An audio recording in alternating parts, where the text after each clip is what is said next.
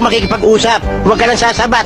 Pag nagsalita ka, madidisgrasya, ha? Pwede? There are also concerns about wiretapping allegedly being done by Chinese officials and even the Chinese embassy.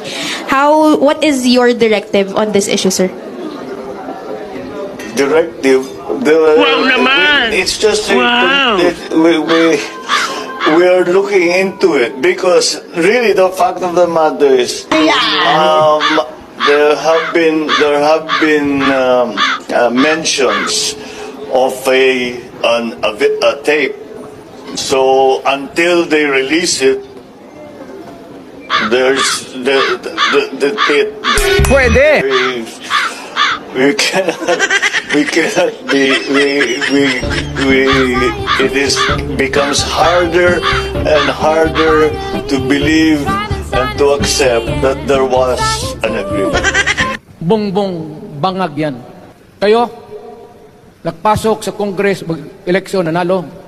Seiko, paglabas niyan, pagkatapos, Rolex na. Pumunta ng Malacanang, nakatamraw, paglabas niyan, nagka-Mercedes-Benz. Busog kayo lahat. Tingnan ninyo yung mga bahay noon ng mga congressman at tingnan ninyo ngayon kung ano kayaman sila, lalo na yung mga bahay nila sa Maynila.